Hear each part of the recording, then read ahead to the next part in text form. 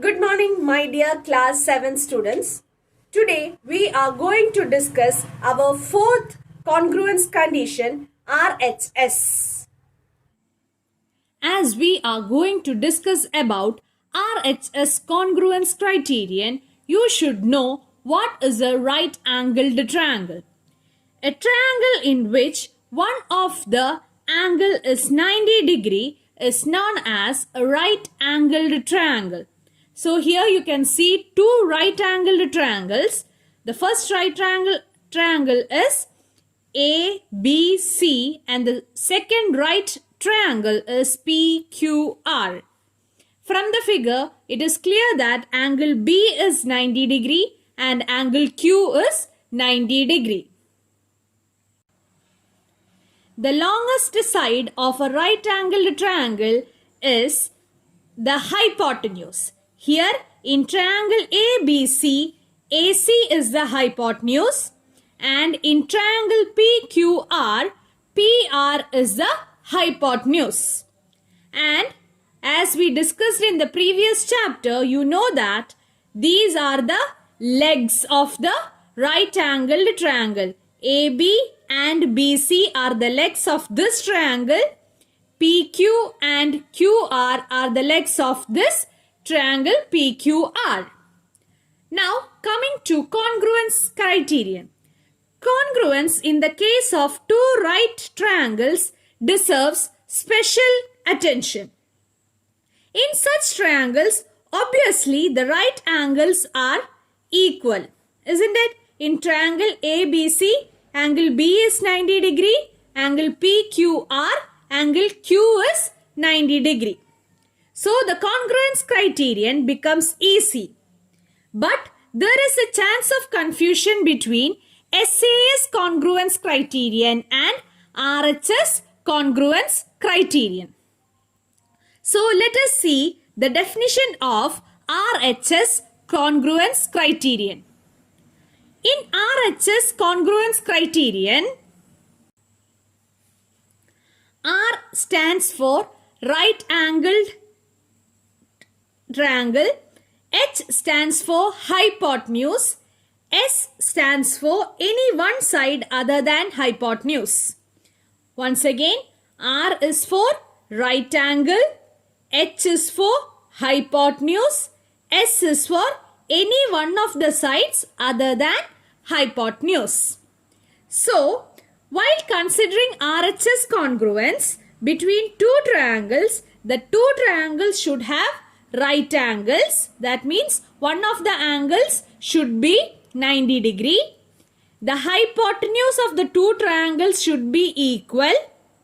Any one side of the other than hypotenuse should be of equal length. Okay. Now considering these two triangles, if I say that side AC is equal to RP and CB is equal to PQ. Now you can say that these two triangles are congruent using RHS congruence criteria. Let us see why. Okay. Here I told you angle B is equal to angle Q equal to 90 degree. Now BC is equal to QP. That is given in the question. And what is BC and QP?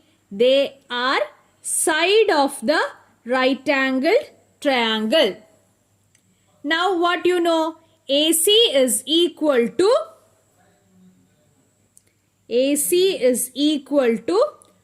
RP. That is also given.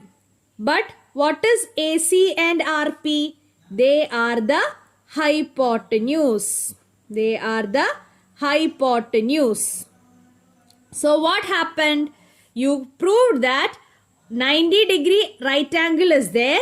one side is equal to the side of the other triangle and both the hypotenuse are equal. So you can say that triangle ABC is congruent to triangle RQP using RHS criterion. Can you tell me why did I write RQP? Can you tell me? In the previous class, I told you, you have to see the corresponding sides. Here, B and Q are equal. So, it should occupy the same position in the name. So, B here it is in the middle. So, Q should also be in the middle. Now, let us see A and R. A and R are the positions here. Now, which sides are equal? CB and PQ. So, C and P should have the same position. C and P should have the same position. So, C and P is having the same position in the congruent triangles. So, this is how you prove a RHS congruence criteria. Students, I told you that you will have a confusion between SAS criterion and RHS criterion. Now, in this case, you can see that angle N is equal to 90 degree and angle T is equal to 90 degree. Now, I am telling you that angle side MN is equal to side UT and side TS is equal to NO. Okay, what did I give you? Angle N equal to angle T equal to 90 degree. Then side MN equal to UT and side TS is equal to NO. Now, seeing this 90 degree, can you tell that this is because of RHS congruence? No. Why? This is hypotenuse is not given here. They are not telling that the hypotenuse are equal. They are not telling that hypotenuse are equal. RHS congruence is based on the length of hypotenuse. But in this case, which congruence will you choose? SAS. SAS. So, don't get confused between SAS criterion and RHS criterion. In RHS criterion, you need two important conditions. That is, the first condition is that one angle should be 90 degree and the second condition is that the hypotenuse of the two triangles should be of equal length. The hypotenuse of the two triangles should be of equal length. So, then only you can apply RHS congruence criterion. Here in this question, you can see that they are not telling that hypotenuse are equal. So, this is a example for SAS congruence. Don't misunderstand that this is RHS congruence. This is SAS and the previous thing which we dealt was RHS. So, seeing 90 degree, don't write RHS congruence at once. Just check the question and then write your answer. Now, let us discuss a example for this question. In the figure given below, DA is perpendicular to AB, CB is perpendicular to AB and AC is equal to BD. State the three pairs of equal parts in triangle ABC and triangle DAB.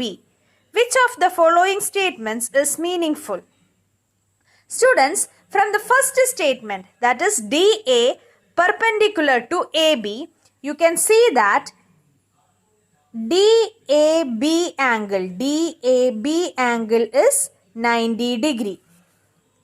Next, CB is perpendicular to AB. That means angle CAB is also 90 degree. Now you can see that both the triangles are having 90 degree. So there is a chance of applying RHS congruence. Now one more side is given as equal. Which is that side? It is AC is equal to BD. Yes, is that the hypotenuse of the triangle? Let us see. DAB is a triangle. Once again, DAB is a triangle. Yes, for DAB, DB is the hypotenuse. Now let's see the next triangle. ABC. ABC. Yes, for ABC, AC is the hypotenuse. So you got 90 degree angle and hypotenuse are equal. Now you need one more side to be equal. Now once again look at the two triangles. One is ABD and the other one is ABC. Yes, AB is equal to BA. That is, both the triangles are having AB as the common side. Isn't it? ABD is the first triangle, ABC is the second triangle. For both the triangles you have AB as the common side. So I'll write AB equal to BA. It's the common side. Now using the congruence criterion RHS, how will you name the triangles? A and angle A and angle B should have the same position. Then only we will get the corresponding angles, isn't it? So A and B should have the same position. Second also, B and A should have the same position. Automatically C and D will have the same position. So which criterion is true? First one or second one? First one is true. Why if second one is wrong? Here in the position of A, in the second triangle, A is only coming. But what do you need? You need in the position of A, the second triangle should have B. So the first triangle is true. First congruence criterion is true. Hope you understood the concept.